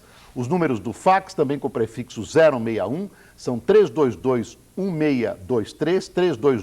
322-1624 e 322-1497. E o e-mail é passandoalimpo@rederecord.com.br. Todo esse calhamaço e mais um que está aqui na secretaria vai ser entregue ao presidente Fernando Henrique Cardoso, que vai providenciar a resposta aos nossos telespectadores. Acho que o senhor tem uma pesquisa excelente do que as pessoas, qualitativa, do que as pessoas pensam a respeito do seu governo, do que as pessoas anseiam do seu governo. Presidente, eu vou às perguntas, vamos tentar responder o máximo possível. Temos ainda meia hora praticamente de programa. O senhor sabe qual a idade média da vida de um brasileiro comum e se essa expectativa foi levada em consideração no projeto de aposentadoria? Sei. Ao nascer é 67 anos. Quer dizer, a pessoa que nasce hoje tem a expectativa de viver 67 anos. Mas quem tem 50, quem faz 50, essa expectativa vai para 75 e 80. Então, as pessoas confundem muito. É 67 anos quando se nasce, mas se o sujeito sobreviveu até os 50, vai viver mais. Isso foi levado em consideração, sim. Essa pergunta foi do Orlando Coronado, filho de Marília, São Paulo. O João Carlos Monteiro, que é um estudante de Belo Horizonte, pergunta: o que o senhor está fazendo para acabar com a greve dos professores? Já disse. E o senhor cortou parte das bolsas da pós-graduação. Por quê? Não, veja, há dois sistemas de bolsa aqui. Um que é da CAPES e outro que é do CNPq. No conjunto, eles não sei quantas devem dar. Um deles dá 48 mil bolsas. Tá? No conjunto deve ser o quê? O dobro disso. Tá? Quer dizer, muita bolsa. Bom, elas cresceram mais ou menos 12% por ano nesses últimos 5 anos. e a oferta de pessoas formadas não aumentou. A universidade não produziu, não cresceu. Então você tinha mais bolsas do que demandantes de bolsa, então começaram a dar bolsa que talvez sem tantos requisitos de qualidade. Eu conversei recentemente com o diretor do CNPq sobre essa matéria, sobre a questão de bolsa. Ele disse que lá já foi ajustado e que, fora no começo, que cortou bolsa, que era 5%, não vai dar, não sei o quê, ficou tudo claro que não é assim. E na CAPES, o ministro fez um rearranjo, ninguém teve bolsa cortada. Então foi muito mais, digamos, na medida fiscal de controle, vamos diminuir a quantidade de recursos para a bolsa. Mas houve mecanismos dentro do próprio governo para que não houvesse prejuízo efetivo para os bolsistas. Houve algumas mudanças de critério de bolsista. Quando ele diz que corta, é o seguinte: a demanda foi muito alta, mas não é comparado com o que foi dado o ano passado, é comparado com o que se gostaria. Se você comparar efetivamente, não houve tal corte. Presidente, o Flávio Gneco Lastebassi, ainda nesse tema educação, diz que por que o corte no orçamento do Ministério da Educação? Alguns dados mostram que o corte no ensino médio chega a 7%, no superior a 14,3% e no fundamental 5,6%. Isso se repete todos os anos. É o seguinte: as pessoas comparam orçamento do ano em curso com o que foi gasto no ano anterior. Ora, você quando faz o orçamento, primeiro você às vezes supõe verbas que não vêm. Segundo, você não toma em consideração as que vêm. O que acontece é que vai haver a suplementação das verbas. Nós só podemos saber se gastou mais ou menos no fim do ano. E certamente haverá suplementação e certamente vamos gastar em 98 mais que em 97. Então isso é desinformação da mecânica administrativa. Não vai haver diminuição de verba. No orçamento pode ter menos, depois você suplementa a verba por técnicas de administração e aí você tem que comparar no fim do ano com o fim do ano passado e ele vai ver que não houve isso. O Maio Spellman, que é um psicólogo de Campina Grande, na Paraíba, diz o seguinte: o senhor teve um passado combativo ao lado do Lula em certos momentos. E ele pergunta: o senhor respeita o Lula? Olha, eu respeito. Primeiro, eu respeito todos os seres humanos. Segundo, eu respeito alguém como Lula, que foi líder sindical e que hoje é um líder político. Às vezes eu lastimo que o Lula tenha palavras pouco pensadas, pouco consideradas com relação a mim, algumas precipitações. Lastimo que ele nunca tenha querido conversar comigo. Eu convidei para a posse, não quis. Tentei várias vezes, sempre arranjou uma maneira de não vir. Agora está dizendo que rompeu relações comigo. Rompeu por que no ar? Quer dizer, eu acho que o fato de ser adversário político não devia levar a esse tipo de, enfim, de coisa pessoal. Outro dia eu vi o Lula dizer aquela famosa frase que eu disse: esqueçam tudo que eu escrevi. Eu já desafiei, aliás, desafio o Lula também. Se ele disser a quem eu disse, onde, quando, tudo bem. Se ele não disser, é irresponsável, é leviano. Não quero que ele responda, não. Estou só te explicando. Agora, eu acho o Lula uma pessoa, enfim, que tem valor. Eu acho que para eu ser adversário eleitoral, como já fui, eu não preciso estar diminuindo o valor das pessoas. Presidente, tem muitas perguntas sobre a CPMF, cujo P de provisório vilente. O senhor não acha que a carga fiscal está um pouquinho pesada já e a reforma tributária não vem? Veja, a CPMF é o seguinte: foi um imposto que no início todo mundo reclamou, depois todo mundo se ajustou a ele. Ele está rendendo hoje 7,5 bilhões de reais. Sem ele, não há como financiar a saúde, pelos dados que eu dei aqui. Né? Nenhum imposto é bom. Eu costumo dizer, imposto é o nome diz, é obrigatório. E é imposto, não é voluntário. Né? Eu não sou especialista em tributo. Eu acho, entretanto, que o ministro Zé Serra tem demonstrado na discussão que tem feito lá na área econômica e também no governo, que, aliás, a área econômica concorda com isso, sem esse imposto nós não temos como financiar a saúde. Até que se faça uma reforma tributária. A reforma tributária, né, há várias propostas, o governo fez uma, agora está tentando rever, há várias opiniões, é uma reforma delicadíssima e necessária. Mas você sabe, todo mundo quer reforma tributária, mas cada um quer por uma razão. Quem paga para pagar menos, contribuinte. Deve ser seu caso, como é o meu. Quando puder pagar menos, se prefere. Agora, o governo federal quer um pouco mais pelas razões que eu disse, que nós não temos condições de atender tudo que temos que fazer. O governo estadual, idem. O municipal, idem. Então, e o produtor também quer diminuir a carga. Nós diminuímos bastante a carga. Cortamos impostos de exportação, cortamos impostos de importação, aliviamos bastante a carga de impostos. Mas, ainda assim, eu reconheço que ela é pesada e a reforma tributária teria que resolver a quadratura do círculo. Como fazer que cada um pague menos e no conjunto se ganhe mais. Até agora não se conseguiu. Simplificamos muito para a pequena e média empresa, fizemos o simples Infelizmente, muitos governadores estaduais não aderiram ao Simples, mas o governo federal fez o Simples, modernizamos o imposto, hoje é fácil pagar, é muito mais simples, tem muito mais complicação. Estamos avançando, mas eu acho que é uma matéria que precisa avançar mais. Presidente, eu vou partir para uma pergunta pessoal aqui, no intervalo dessa busca aqui das perguntas dos telespectadores. O senhor tem tempo de ler ainda? Olha, ou só relatório? Leio muito relatório. Eu confesso a você, vou acabar viciado em ler relatório. Mas eu ainda leio.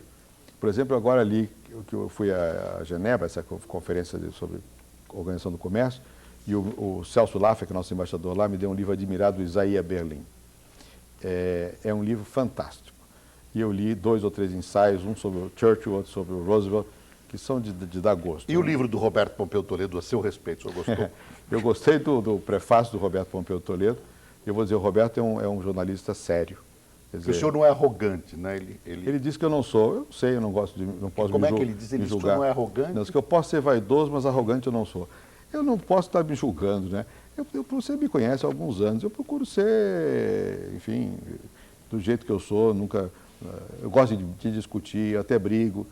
Mas brigo por emoção, porque eu quero discutir, não é por... Nunca fui como professor, falar como professor, agora como presidente eu procuro discutir de uma maneira aberta. Não sei de onde é que tinham tirando essa história de arrogante. É quem não fala comigo, talvez, que fica botando clichê. Mas enfim, o livro, o Roberto fez um livro bom. Eu não posso dizer porque eu sou quase coautor, porque são 20 horas de entrevista, mas o que tiver errado lá é meu. E eu fiz aquilo com um propósito, dizer o que eu penso. Não é fácil um presidente da República dizer o que pensa. Eu quis dizer a todo mundo que eu penso sobre todas as matérias que ele perguntou. Eu digo, olha, você pergunta o que você quiser, eu vou responder, pergunte a ele. E eu não mudei nada, eu só precisei um outro ponto como ele combinou comigo. Eis aí um tema para debate. Por exemplo, se o Lula, por que não pega aquele livro, lê, precisa ler, né? Precisa ler. Lê e discute. Isso aí começa um debate real sobre o Brasil, porque eu sou presidente da República. Aliás, presidente, estou dizendo uma opção de coisas. Dar um testemunho, eu conheço o senhor há uns 30 anos e realmente o senhor não mudou. É a mesma pessoa que eu conheci. Aliás, saiu uma foto nossa numa reunião da Folha, publicada na Folha. Eu não me reconheci na foto, mas reconheci o senhor. Não, mas eu envelheci, eu não mudei, pode ser de jeitão, mas envelheci muito. Mas eu estava dizendo, acabei de ler esse negócio do Zé Berlim, li também um ensaio muito bom sobre o liberalismo de Raymond Aron, de um francês que eu não conhecia. Isso são coisas que eu li assim mais recentemente. E outro dia peguei um livro fascinante que é a história, An American History, uma história dos Estados Unidos, do Paul Johnson. Olha, é um livro grosso assim, não deu para ler todo não, mas olha, é de um bom livro. Enfim, eu leio. Presidente, como é que vai a sua saúde? O senhor dorme bem? Eu devo dizer a você que essa história que diz que velho dorme menos, eu acho que no meu caso é verdade. Hoje, se eu dormir 6 horas e meia, eu já estou bem. Mas eu durmo. E também gosto, já que quer falar coisa pessoal, depois do almoço, eu sempre almoço aqui no Palácio da Alvorada. Aí tem um lugar onde eu fico lá, eu e a Ruth, num canto do palácio, que nós não vivemos aqui nessa coisa, a gente vive num cantinho lá, que é quase como se fosse um apartamento pessoal. E lá tem um sofá, eu gosto de pegar um jornal, um livro, e dar uma cochilada de 15, 20 minutos depois do almoço, porque eu acho que isso faz um bem danado. Eu acho que a gente não pode levar a vida sem... Não dá para você ficar só em política, só sofrendo com tremendas responsabilidades. Por isso que eu digo que eu acho que não é tão difícil assim. Tem essa piscina que você está vendo daí. Estamos de fundo, né? Que nosso fundo são os jardins com a piscina. Então, eu uso a piscina, eu nado para poder manter... Não tenho tido dor há muito dor nas tempo. Costas. Nada. Isso, quando diz que está com dor nas costas, não é verdadeiro. Né? Não, de saúde eu vou bem. Espero que continue. Presidente, nós vamos fazer um pequeno intervalo. Eu vou deixar uma pergunta no ar sobre saúde. O senhor teria coragem de se internar no hospital público? Responde depois dos intervalos. Até já.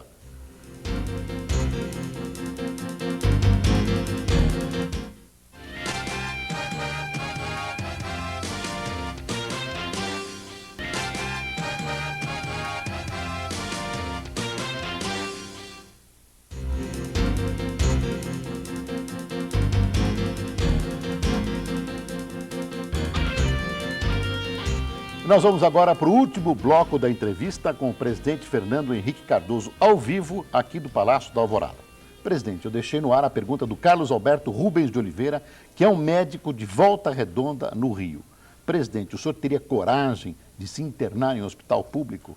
Bom, eu já me internei em Coro uma vez fazer exames. A minha filha, Luciana, que mora em Brasília, teve filho no hospital aqui do Estado das Forças Armadas, né? E, enfim, eu teria. Eu acho que tem que olhar qual hospital. O ministro Serra outro dia deu uma incerta lá e viu que os médicos não estavam trabalhando. Eu achei muito bom que ele desse aquela incerta, porque tem que fazer isso. Ele está querendo dizer, provavelmente, uma coisa que ele tem razão. Houve uma queda de qualidade, mas eu não quero generalizar. O Hospital das Clínicas é um hospital público, né? Lá de São Paulo. A coisa se cinge especialmente aos pronto-socorros públicos. É isso. Esse é que é o ponto, a emergência, atendimento de emergência, né? Isso que o ministro da Saúde está atacando muito fortemente agora, porque é aí que está o gargalo. Mas há muitos hospitais que são modelares. Outros caíram de qualidade, né? Eu acho que isso nós temos que distinguir, porque se a gente, quando julga em bloco, fica sempre ruim, né? Está tudo ruim. Não é bem assim, não. Tem uns ruins, tem outros melhores. Como universidade, tem tanta escola boa, tanta universidade boa, tanto professor bom. Não dá para você dizer, não, a universidade não presta. Que isso? Presta. Aliás, eu vi outro dia um relatório sobre a produção científica do Brasil, impressionante. Está avançando, nós temos que ter mais confiança em nós. Eu sei que está ruim na saúde, sobretudo o atendimento na emergência, mas vai melhorar, tem que melhorar e vamos trabalhar para melhorar. Presidente, há muitas perguntas sobre o déficit público. O período eleitoral está atrapalhando o combate a esse déficit, a redução do déficit público? Não, porque aí é uma confusão. Quando se fala em déficit público, é chamado de déficit consolidado. Aí entra as empresas estatais, a Previdência, a questão da financeira. O que o governo controla é o orçamento. Aí houve superávit. O ano passado, na União, tivemos superávit. Esse ano, não sei se vamos conseguir, vamos fazer força para ter superávit no gasto da União, né? Não houve nenhuma... As pessoas dizem, aumentou o déficit público, logo houve gastança. Não, o déficit que aumentou mesmo foi da Previdência. Aí é lei. Não tem jeito. A Previdência aumentou, o número de aposentados aumentou. Esse ano pode chegar a 8 bilhões o déficit da Previdência. Grita mais uma vez pelas reformas. Pela reforma. Mas não é que está havendo gastança e não houve nenhuma... Aliás, nem pode mais, porque agora, por sorte, tem regras que impedem que se faça convênios na época eleitoral, etc, etc. No plano federal, não haverá gastança. Eu acho que a questão fiscal é central. Eu acho que o Brasil não pode se dar o luxo de deixar uma política fiscal frouxa. Não pode se dar o luxo de, porque tem eleição, soltar gasto. Eu acho que ninguém vai ganhar nem perder a eleição. Nós temos que pensar no Brasil nessa matéria. Presidente, o Rosalvo Pereira dos Anjos, que é de... esse já foi. Não, é outro. Deixa eu ver se é ele mesmo. Não, é de Andradina, é outra pessoa. Desculpe, senhor Rosalvo. Como um pequeno empresário pode competir com os produtos importados se paga 18% de ICMS, mais 6,3% de Simples, mais obrigações sociais? Veja, por isso mesmo é que nós agora fizemos a valoração aduaneira, que havia muito abuso. Então agora você, quando importa, chega na aduana, tem no computador, e se o produto tem um preço que é um preço que não corresponde ao mercado, ele é rejeitado. Porque muita gente importava produtos faturando lá embaixo, porque eram fazendo dumping, coisas assim. Então, realmente, agora, isso não responde tudo, não. Ele tem razão, sobretudo nos encargos sociais que são muito pesados. E por isso a reforma da Previdência, que precisa esta e outras mais para nós podermos liberar. E a reforma também das relações de trabalho. Os pequenos empresários sabem disso, e o trabalhador também, que essas regras que nós temos são regras antiquadas, né? E o Simples ele está reclamando, mas aí é à toa, porque o Simples simplificou vários impostos e pagou e cortou para diminuir mais. O problema do pequeno empresário hoje é o crédito, é o giro, é o capital de giro. Eu já mandei estudar por que não fazemos um PRONAF para o pequeno comerciante. Comerciante da cidade pequena e que precisa de, sei lá, até 10 mil, 15 mil reais. Tem que aí abrir uma brecha, é capital de giro. Quando é que o senhor vai ter uma resposta disso? Se eu pudesse ter amanhã, eu baixaria uma medida provisória, mas você sabe que isso aí tem que discutir o que eles chamam de funding, discutir não sei o quê. Não é por falta de interesse meu. Eu acho, e estou em cima, como eu estava com o PRONAF, PROCERA, essas coisas todas, eu acho que o pequeno tem que ser olhado. Aí o que nós precisamos é ver uma linha de crédito para o giro. O Eduardo Figueiredo de São Gonçalo, no Rio, pergunta: senhor presidente, qual será a política para o comércio exterior, pois o déficit cambial, como alegam os exportadores, além de prejudicar nossas exportações, gera desemprego? Não, ele não está falando do déficit, ele se confundiu, ele está falando da taxa de câmbio, não é isso? Ele fala em déficit, mas não é déficit. Taxa de câmbio. Tá, você tem uma diferença também, você pode ter um déficit da balança comercial, esse está diminuindo muito. E nós, olha aqui, a resposta mais simples é o seguinte, eu disse, o ano passado nós crescemos a exportação 11%. Esse ano, os manufaturados estão crescendo a 16%. Então, a questão do câmbio está se ajustando, vai continuar se se ajustando, né? A exportação está aumentando e nós temos um projeto de, em 5 anos, chegar a 100 bilhões. E eu tenho estado em contato com os exportadores. E agora temos um outro programa, que é do BNDES, que é de financiar toda a cadeia produtiva, e não só para o grande, para o médio, para o pequeno. Precisa entender, eu sei que é difícil, nós estamos reorganizando o Brasil. O Brasil estava muito parado com a inflação, com a corrupção. Ninguém falou mais de corrupção, grande pelo menos, do governo. Nós fizemos privatizações enormes, né, telefônicas, energia elétrica. Ninguém falou de corrupção, porque esse governo é decente, isso é muito importante. As pessoas não devem esquecer disso. Isso é um governo decente, que combateu a inflação, que está reconstruindo o Brasil para ele dar um grande salto. As coisas não se fazem de repente, mas nós estamos no caminho certo. E isso vale para responder o que ele está dizendo, essa preocupação dele. Nós tínhamos um déficit da balança comercial efetivo grande. Esse ano já nem se discute no jornal isso, que deve ser 3, 4 bilhões se tivermos de déficit, porque nós estamos combatendo. Pouco a pouco vamos acertando as coisas. Presidente, hoje me colocaram uma informação de que na privatização das teles, a Embratel poderia ser negociada, poderia ser privatizada para uma emissora de televisão, para uma rede de televisão. Quer dizer, isso que estaria fora acabou sendo integrado a isso. Não é verdade? Eu nunca ouvi falar. Não posso dizer, mas não conheço essa decisão. Eu vejo tantas decisões. O Planalto resolveu não sei o quê. Olha, mas quem é o Planalto? O Planalto é um bloco de concreto que não passou por mim. Planalto, o que é isso? Pode ser que uma dessas informações. Fontes do Planalto, eu não conheço. Por que vai ser para uma rede de televisão? É competição, é licitação, é aberto. Presidente, o Oswaldo Coelho de Vasconcelos, de Porto Alegre, pergunta, por que o senhor não se licencia da presidência até as eleições? Porque não existe a fórmula, não existe a figura. O presidente não tem nem férias. Não tem férias, não existe férias para ministro, porque eu mandei fazer, não para presidente. Não existe a fórmula de licenciamento. E outra coisa, para mim seria mais cômodo realmente, por causa do peso do trabalho, que é imenso. Agora, nós temos que nos habituar, se há reeleição, o povo está julgando, é o presidente. Ele está exercendo a presidência, está sendo julgado. E o que ele não pode, e eu tenho que emitir minhas opiniões, como estamos aqui emitindo opiniões. Isso não tem nada a ver com eleição. Estou exercendo a função de presidente. Os que acharem que eu estou dizendo coisa errada, não sei o quê, que são contra o que eu penso, vão votar contra se eu for candidato. É natural que seja assim. Então, vai ser difícil você, num país que não tem a tradição de reeleição, ser candidato em condições de reeleição. É negativo para o candidato. Ao contrário do que se dizia antes, o candidato é vitrine, você vê pedra em cima de mim o dia inteiro, pelo que eu faço, pelo que eu não faço, pelos que dizem que eu vou fazer, pelo que dizem que eu não fiz. Então, é uma posição muito difícil ser candidato à reeleição. Enquanto que quem não está no cargo e nunca foi nada, esse não fez nada, pode-se imaginar que fará coisas formidáveis. Não sei se fará, mas pode-se imaginar. Enquanto quem está no cargo não se pode imaginar que fará. Sabe que vai fazer o que está fazendo e mais, mas na direção do que está fazendo. Então, não tem como licenciar, porque você tem que ser julgado pelo que você é, pelo que você faz. Você tem que agir com propriedade, não abusar do cargo de maneira imprópria para fins eleitorais. Isso tem que ser feito. E a justiça eleitoral, por um lado, e a consciência da gente pelo outro. E vão aí fazer ações. Agora a oposição virou oposição nos tribunais. É ação todo dia, ação sem sentido, ação boba. Parece que o presidente respirou logo, ele está querendo voto. E os outros? Não estão buscando voto como desesperados, usando até a seca para ter voto? Presidente, estamos no final do programa. Eu queria franquear microfones e câmeras da Rede Record para o seu boa noite, antecipando o nosso agradecimento pela receptividade, pela entrevista. Primeiro, Boris, eu quero dizer que foi um prazer, porque não é fácil uma entrevista longa e o entrevistador ter a qualidade que você tem. Perguntar o que é difícil, não é cômodo para quem está respondendo, mas é feito com maneira cavalheira, decente, correta.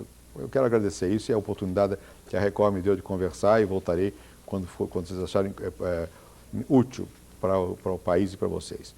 Depois eu quero dizer o seguinte, a minha mensagem é de confiança. Eu acho que o Brasil vai para frente. Nós fizemos um trabalho, não fui eu, são gerações e agora está se concretizando, de preparar esse país para ser um país diferente, para ser um país melhor. Leva algum tempo, mas não dá para a gente se deixar arrastar só pelo negativo, não pode. Isso aqui é um país que tem hoje condições de dar avanços efetivos. Eu disse e repito, não tem um indicador social a não ser o emprego, e nós estamos lutando para dar mais emprego. que tenha piorado no Brasil. Nem na saúde, nem na educação, nem na questão de número de empresas que estão existindo, nem nas estradas construídas, nem em energia elétrica, nem na produção de petróleo, nem em nada, nem na lei do trânsito, nem na lei das águas. Em tudo nós estamos avançando. Vamos continuar confiando no Brasil. Não estou dizendo que preciso confiar só numa pessoa, não é isso.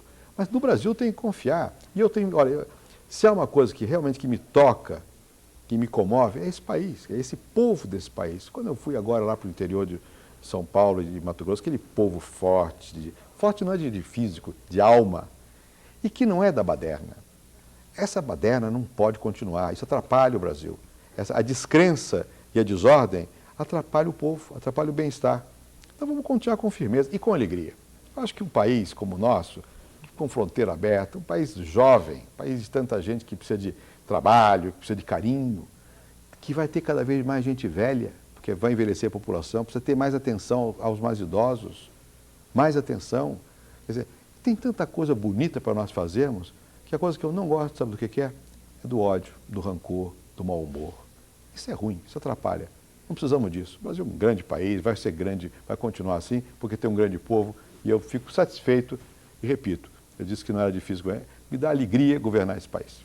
Presidente, muito obrigado e até uma próxima oportunidade. Os e-mails, telefonemas e fax serão respondidos pela assessoria do presidente Fernando Henrique Cardoso.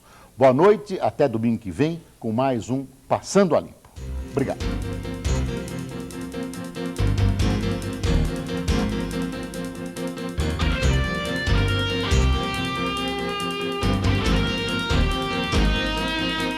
Informação, variedade, prestação de serviço. Fala Brasil. Amanhã, 8 da manhã.